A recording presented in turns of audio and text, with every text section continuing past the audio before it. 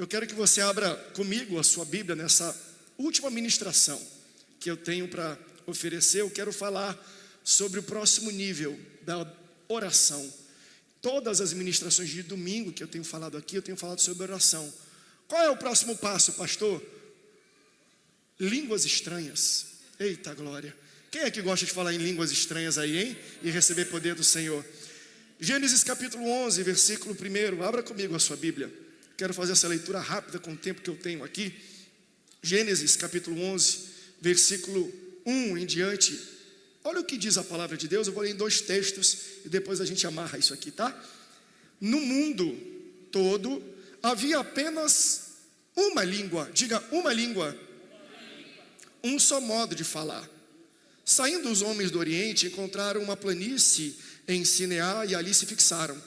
Disseram uns aos outros: vamos fazer tijolos e queimá-los bem. Usavam tijolos em lugar de pedras e piche em vez de argamassa. Depois disseram: vamos construir uma cidade com uma torre que alcance os céus. Assim, nosso nome será famoso e não seremos espalhados pela face da terra. O Senhor desceu para ver essa cidade e a torre que os homens estavam construindo. E disse o Senhor: eles são um só povo e falam uma só língua. E começaram a construir isso. Em breve, nada poderá impedir o que eles planejam fazer. Deixa eu abrir um parêntese. Deus está falando isso acerca dos homens. Se eles estão unidos, se eles falam a mesma língua, nada poderá impedir o que eles planejam fazer. Venham, desçamos e confundamos as línguas que falam, para que não entendam mais uns aos outros. Assim, o Senhor os dispersou dali por toda a terra e pararam de construir a cidade. Por isso, foi chamada de Babel, porque ali o Senhor confundiu a língua de todo mundo. Dali, o Senhor os espalhou por toda a terra. Agora abra comigo em Atos, capítulo 1, versículo 8. Vamos sair de uma língua para outra. Atos capítulo 1, versículo 8, diz assim, ó: mas receberão poder quando o Espírito Santo descer sobre vocês, e serão minhas testemunhas em Jerusalém, em toda a Judeia e Samaria e até os confins da terra. Se você ama a palavra de Deus, diga: eu amo a Bíblia. Eu quero falar sobre o próximo nível da disciplina da oração. Porque se você ora, busca, e você nunca falou em língua estranha, se prepare. Deus vai te presentear com uma nova língua. Deus vai colocar fogo, brasa do altar. Deus vai colocar língua de fogo sobre a tua cabeça e brasa nos teus lábios. Porque é o Espírito Santo que escolhe e dá esse presente para a igreja. Mas Ele não dá presente para desinteressado. Tem muita gente que fala assim: pastor, por que eu não falo em línguas? O Espírito Santo não quer me dar. Não, a vontade dele é distribuir para todo mundo. Mas existem dons, que dom quer dizer presente. Ele não vai dar um presente para alguém que é desinteressado. Pastor, o que tem a ver língua estranha com Olimpíada? Será que as duas coisas se encaixam até na mesma frase? Não só na mesma frase, mas no mesmo vídeo. Deixa eu compartilhar com você um vídeo que eu vi há 2 semanas atrás, durante as Olimpíadas. Coloca para mim aí, Nata. Ginasta ora em línguas após se apresentar lesionada nas Olimpíadas. Vitória Borges, da equipe de ginástica rítmica, sofreu uma contratura muscular na panturrilha 10 minutos antes de entrar na quadra. Já? Não foi só 1 minuto, não foi 1 minuto não que eu dei para vocês? Mas beleza, depois prepara para mim 1 minuto inteiro. Mostra a história inteira dela levantando a mão, dela ficando em pé, falando em língua estranha. Veja, pastor, que ambiente esquisito para falar em línguas estranhas, né? Porque para mim, língua estranha é quando a gente se une, a gente fica recluso, a gente fica buscando e Deus faz, ok. Mas veja, língua estranha é quando Deus derrama poder. Recebereis poder do alto. Para que eu preciso de poder do alto? Porque o poder do alto me capacita a fazer uma missão que eu não conseguiria fazer sem a capacitação e sem o poder. Então, quando eu me sinto incapacitado, pequeno, frágil, eu oro, eu busco a Deus e Ele derrama poder do alto. E quando eu busco de verdade, quando ele falou, vai para o cenáculo e fiquem lá e esperem a promessa. Ei, o Espírito Santo, evidenciado pelas línguas estranhas no batismo, quando alguém recebe poder de Deus, é uma promessa de Jesus, uma promessa de Deus para a sua igreja. Para que eu preciso disso? Porque a língua estranha está evidenciando, ei, eu não estou operando apenas no meu músculo, eu não estou mais operando apenas no meu talento, apenas no meu esforço. Existe poder do alto me impulsionando e me dando força e vigor. Eu não sei qual é a missão que essa moça precisava, mas do alto estava vindo alguma coisa, e o vídeo explica melhor. Antes, no aquecimento, ela teve uma contratura muscular, e ela se apresentou com equipe, mesmo com a dor, mesmo com coisas, superando os limites dela, porque quando o Espírito Santo derrama o poder dele sobre a gente, nós conseguimos superar os nossos limites. Mas entenda, a minha colocação para a gente pensar um pouco nesse culto de hoje, primeiro para a gente entender, veja, pastor, quem não falou em línguas ainda, não tem o Espírito Santo? Não, tem gente que tem o Espírito Santo, mesmo sem falar línguas estranhas, mas ser cheio do Espírito Santo é diferente de ter o Espírito Santo. Quem aceita Jesus, o texto bíblico vai nos ensinar que ele é selado com um selo. Então quem aceita Jesus recebe o selo do Espírito Santo, e o texto vai falar, este selo é uma garantia da promessa. A garantia é que nem quando eu vou fazer uma compra, eu não tenho o valor inteiro, mas eu tenho uma garantia. Me dá uma entrada, me dá um cheque calção, me dá uma parte do todo, aí eu dou uma garantia, eu dou um cheque calção, eu levo um carro para casa mesmo sem ter pago tudo. Então o que é o selo? Selo é uma entrada do Espírito Santo, só que não é 100%, é 15%, é 30%, é 20%, é um cheque calção do Espírito Santo. Mas eu não quero só a entrada do Espírito Santo, eu quero ser quitado pelo Espírito Santo, eu quero ser imerso pelo Espírito Santo. Por isso que a gente fala, batismo com o Espírito Santo vai além de ter o Espírito Santo. Você já viu como uma pessoa é batizada aqui na igreja? A gente pega ela, a gente não joga um pouquinho de água nela, a gente mergulha nela. Então, o que é ser cheio do Espírito Santo? Ser cheio do Espírito Santo não é quanto do Espírito Santo você tem, mas quanto de você o Espírito Santo detém. Hoje nós vamos entender e aprender por que nós precisamos ser cheios do Espírito Santo, para que possamos falar em novas línguas, evidenciando o derramamento desse poder. E o meu questionamento para a gente pensar rápido aqui é, por que Deus, ao derramar o seu poder, desaguar o seu poder sobre um ser humano, por que Deus escolheu como evidência, como demonstração do derramamento, falar em novas línguas? De onde veio esse fenômeno? Veja, você quer reconhecer alguém que é cheio? É alguém que fala em língua estranha. Por que é uma nova língua, o fenômeno que Deus escolheu para evidenciar o batismo com o Espírito Santo? Para a gente entender um pouco da língua de Atos, a gente tem que voltar para a língua em Gênesis. Nós lemos o texto aqui. A primeira cidade está começando a ser construída. Primeira cidade que começa a ser construída ao contrário da vontade de Deus.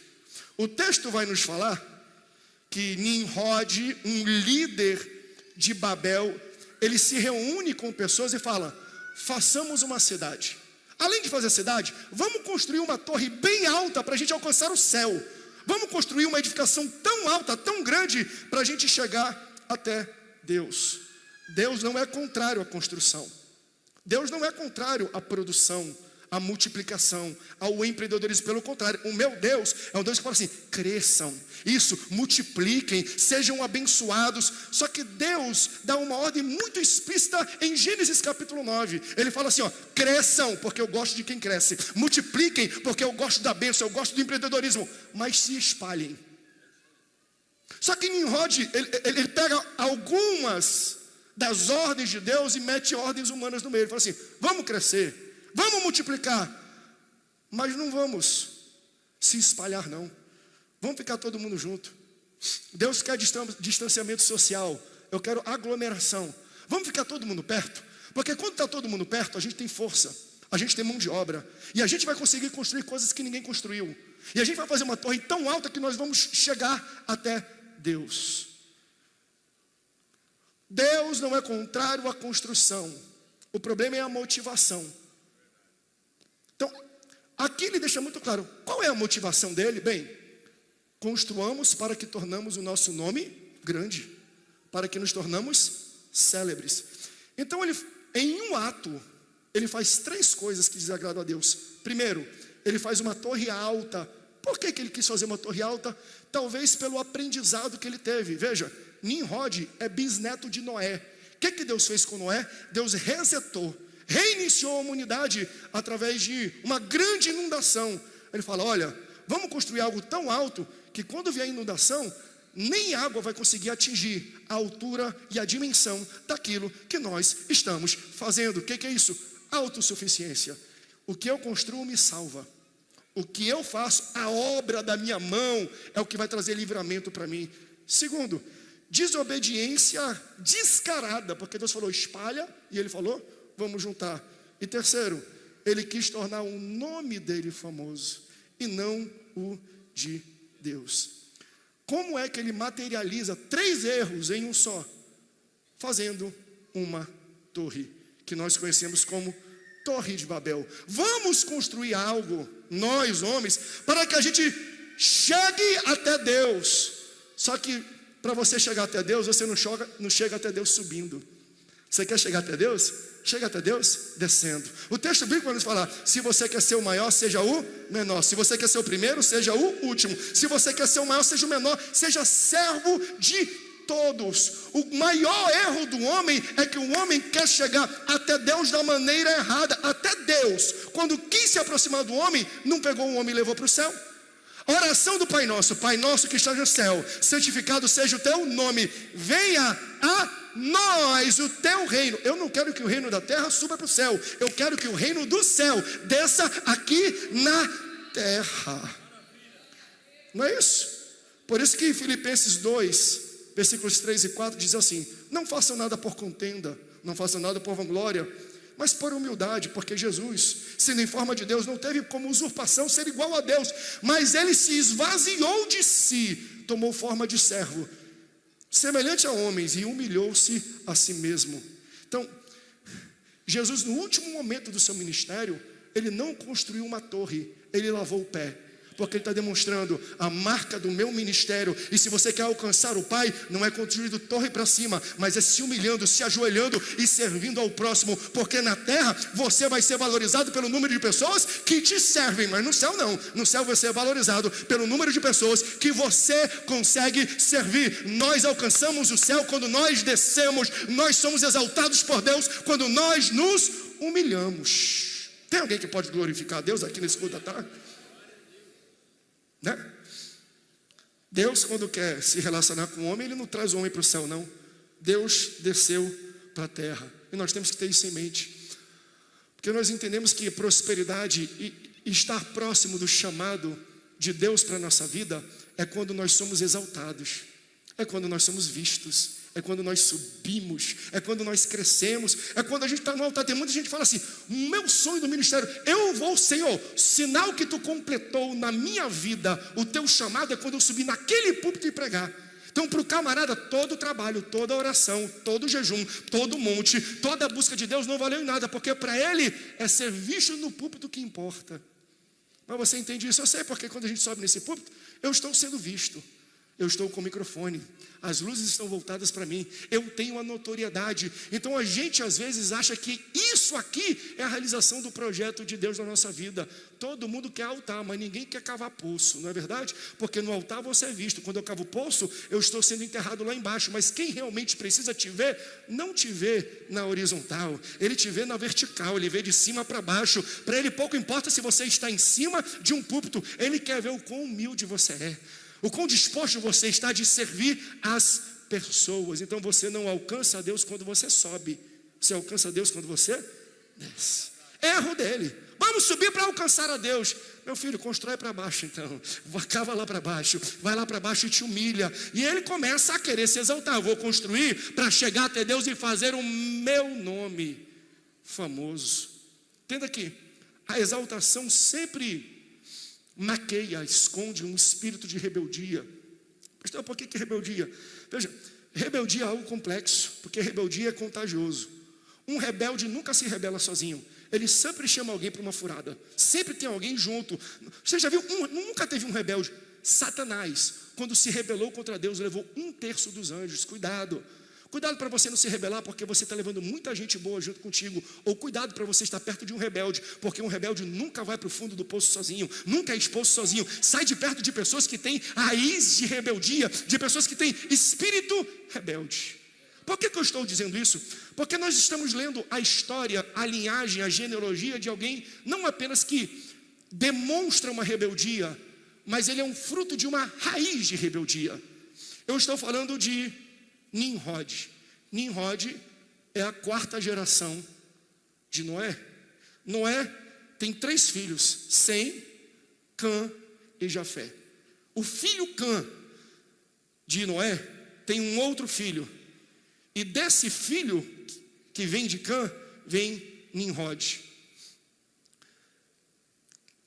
A raiz ou fruto da rebeldia que é demonstrado na vida de Nimrod não começa na vida dele, começa na vida do seu avô Cã, filho de Noé.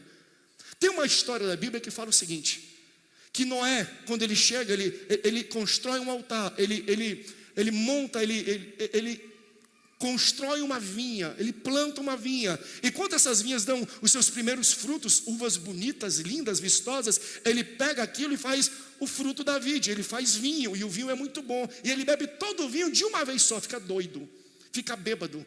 E quando ele fica bêbado, fica doidão, ele vai para a sua tenda, ele está tão louco que ele fica nu, ele fica despido.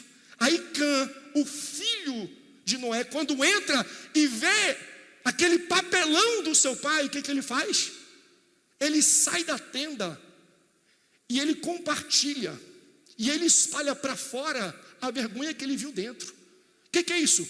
Isso é quebra de princípio, o princípio da honra. Um filho não expõe o pai, um filho não coloca para fora a vergonha de dentro, um filho não fica falando mal, um deslize aqui de dentro. Então ele quebra uma honra, e ao quebrar essa honra, ele começa a criar raiz de rebeldia e de desonra, que a gente vê aparecendo em toda a sua descendência. Basta você ver que os outros irmãos, Jafé e Sem, ao saberem que o seu pai estava fazendo um papelão, ao ouvirem os rumores nas ruas, as fofocas que tinham sido espalhadas pelo seu irmão Cã, eles vão até a tenda, a casa do seu pai, que está bêbado e nu. Só que eles, um pega uma capa, outro pega um lençol, e eles entram de costas. Por que eles entram de costas? Porque eles não querem quebrar o princípio de ver o seu pai nu. Entenda, eles querem cobrir a nudez do pai sem expor a nudez do pai. Eles querem cuidar da nudez do pai sem ver a nudez do pai. Porque tem como a gente curar feridas, curar pecados, curar deslizes sem expô-los.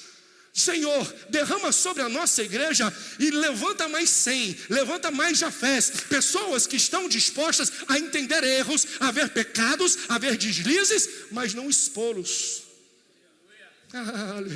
Mas não ficar tirando print, jogando no zap, na internet, nas redes sociais, nos sites de fofoca. Ei, Deus não te levantou, não te ungiu, não te separou para você levar para fora, expor para fora erros que acontecem aqui dentro. Ao fazer isso, você está quebrando princípios de honra e você começa a criar uma raiz de rebeldia na sua vida.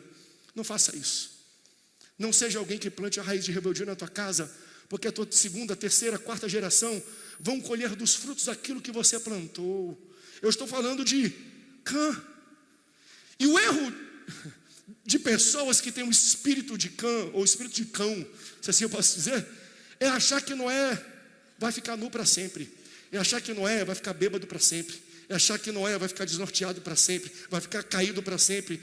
Noé pode ter errado, pode ter escorregado, pode ter pecado, mas ele ainda é pai e tem autoridade. Quando Noé volta e fica sóbrio, as pessoas chegam até ele e falam aqui, ó o print que o teu filho mandou. Olha o que ele publicou nas redes sociais. Noé chama o filho Cã, ele fala, Cã, maldito és tu, Cã, e maldito é Canaã. O que ele está fazendo é, eu te amaldiçoo e amaldiçoo a tua geração. Que maldição é essa? A tua geração não será escrava.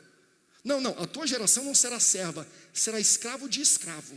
Não, ela não vai servir, ela vai ser escravo de quem serve.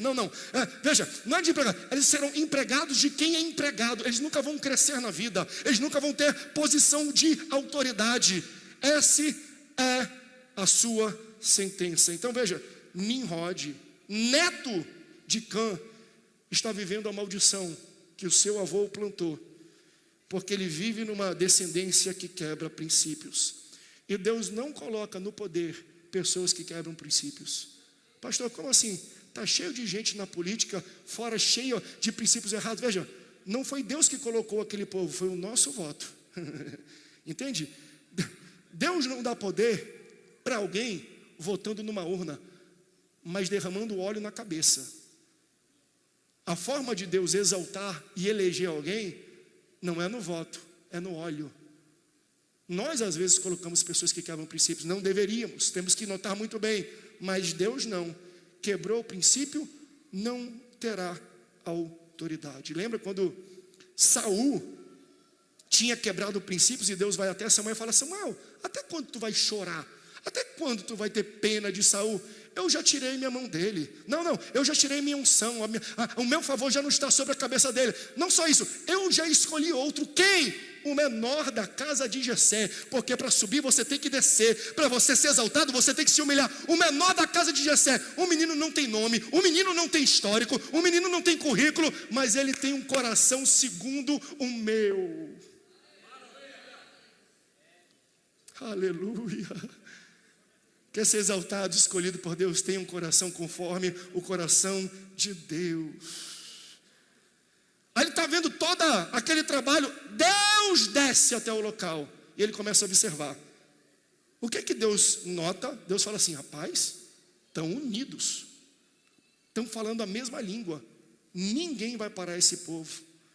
Então quando Deus desce para Babel, ao contrário do que ele faz com Moisés, ao contrário do que Deus fez com Adão lá no Éden, porque quando Deus descia com Adão, era para estabelecer comunicação. Quando ele descia no Horebe para falar com Moisés, era para estabelecer comunicação. Aqui ele desce em Babel para romper, para parar a comunicação. Porque Deus reconhece, eles estão crescendo, não tem quem pare. Então escute isso, igreja. Descrentes unidos são mais poderosos do que crentes desunidos. Vou repetir.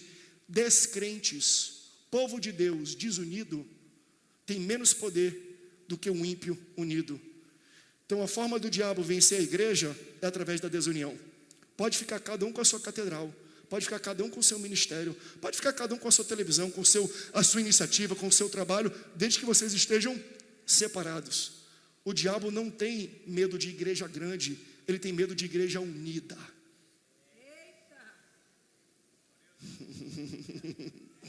Ei, igreja, teremos que ser unidos. E aqui Deus me dá uma unção de autoridade, e com muito carinho e cuidado, mas autoridade eu digo para você: se você está nessa igreja, mas você fala algo diferente do que a liderança fala, mas você pensa diferente do que a liderança pensa, vai para uma igreja que fale o mesmo que você fala. Busque um local que pense e faça o mesmo que você faz, porque a pior coisa é alguém que está num local pensando, falando e agindo ao contrário daquilo que é da sua liderança. Veja, eu não estou falando que você tem que pensar igual a mim, mas você tem que pensar junto comigo. Não precisamos pensar iguais, mas precisamos pensar juntos. Nós damos uma visão, nós entendemos uma missão que a igreja tem, e às vezes tem muita gente no meio falando o contrário. Enquanto nós falarmos coisas diferentes, nós não vamos prosperar. Por que esse povo prospera? De onde vem a união? Deus fala, eles estão unidos, vírgula, porque falam a mesma língua. Então Deus desce para... Veja, não é o diabo que confunde a língua, é Deus. Por que Deus confunde? Porque Deus te fez e Deus te conhece.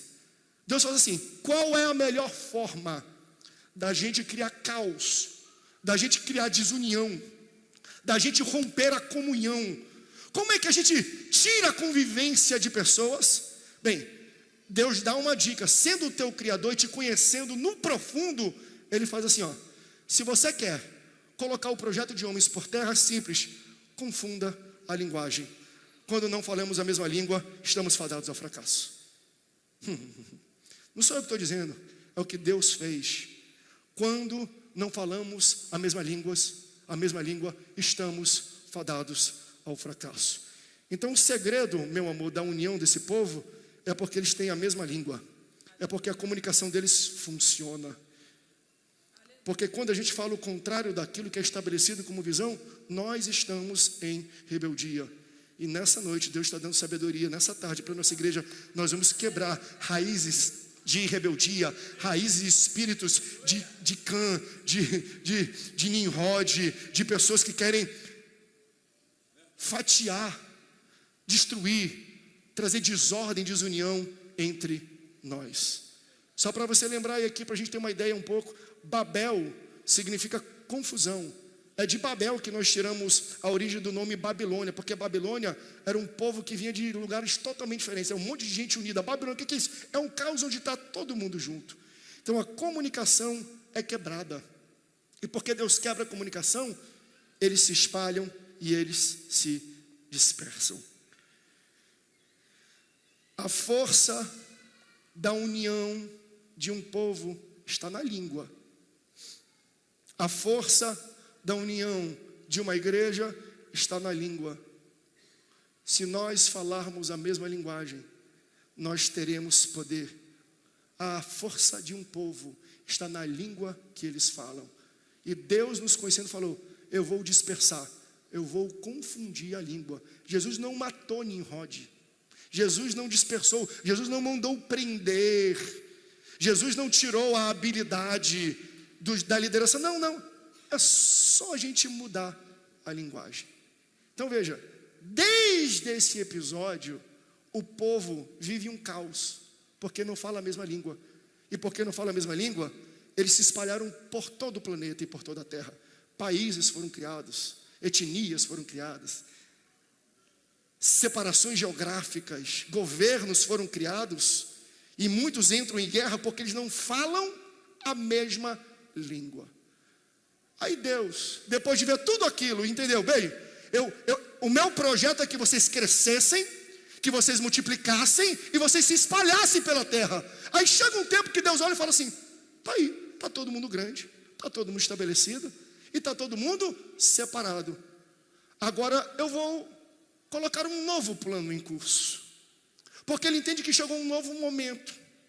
Então o caos que a quebra de linguagem tinha feito na terra, embora serviu como um serviço de Deus de espalhar, e Deus falou assim: agora que espalhou, eu vou mudar um pouco a minha estratégia. A partir de agora eu vou querer unir. E aí Deus, na sua presciência, onisciência, Deus sabendo de todas as coisas, estando presente em todos os lugares, a soberania de Deus ao olhar o cenário que estava desenhado, ele falou: bem, se o que faz o povo dispersar, se o que faz o povo se espalhar é quando eu confundo a língua, o que eu preciso fazer para o meu povo se unir de novo?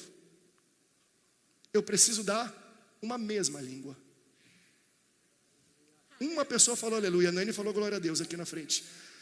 Se ao quebrar a língua, ao confundir a língua do povo, eles se espalharam, porque era a ordem de Deus que eles se espalhassem, Deus fala assim, mandou Jesus, Jesus viveu, Jesus andou, Jesus discipulou pessoas, Jesus morreu, Jesus fez um sacrifício para nos levar para o céu, mas ele falou assim: está na hora de unir o meu povo, porque eu preciso testemunhar uma nova mensagem, uma boas novas, e para isso eu preciso de um povo coeso, de um povo unido, de um povo unificado. Como é que eu vou fazer isso? Jesus chama os seus discípulos e ele fala assim: ó, convém que eu vá, mas não se preocupe não, porque será derramado sobre vocês o Espírito Santo, eu derramarei virtude. Qual é a evidência do derramamento e do batismo do Espírito Santo na vida de um povo?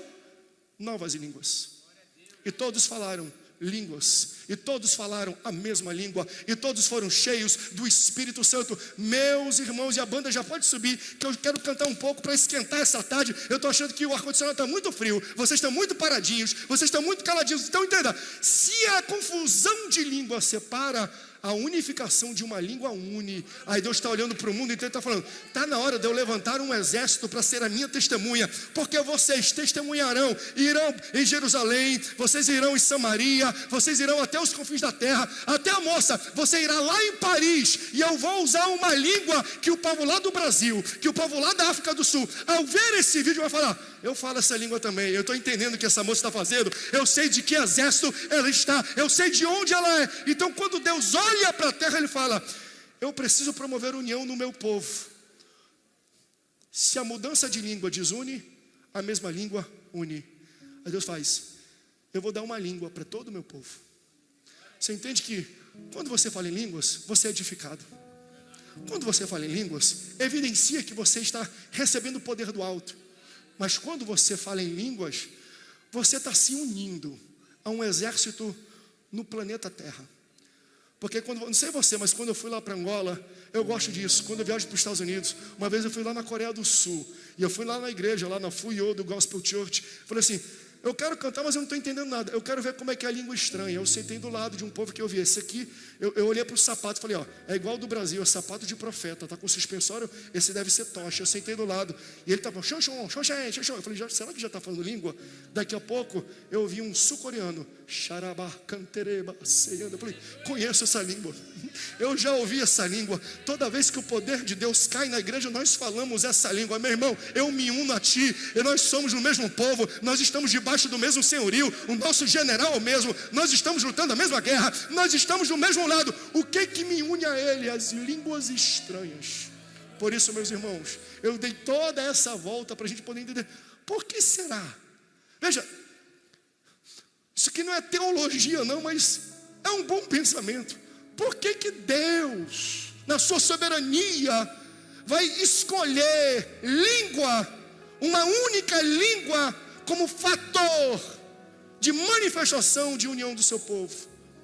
Porque lá atrás, para desunir o povo, ele confundiu a língua. Se confundir a língua, desune. Dando a mesma língua, une. Se você tem o Espírito Santo, e você foi batizado, e você fala em novas línguas, Deus te convocou para o exército dele. Eu quero que você fique de pé, que nós vamos cantar agora, e está na hora da gente buscar. Se você ainda não falou e não foi revestido com línguas estranhas, está na hora de você buscar. Por quê, pastor? Porque eu preciso de língua estranha, gente, para conseguir. Veja, língua estranha não é para o momento do culto, quando o negócio fervilha, não. Língua estranha, eu tenho que falar antes de entrar numa reunião muito importante. Essa semana inteira eu estava em reuniões com empresas. O Almir está aqui, meu amigo, líder do nosso ideia, ele deu um pulo lá. De vez em quando eu saía e tinha reuniões assim grandes. Pensa numa semana de oportunidades grandiosas. Eu uni o nosso povo lá, os sócios, todo mundo é do fogo. Falei assim: vamos orar um pouquinho? E Deus dava línguas estranhas antes das reuniões lá dentro. Não era no ambiente de fogo da igreja, era lá. Por quê? Porque eu preciso de língua estranha para uma reunião empresarial.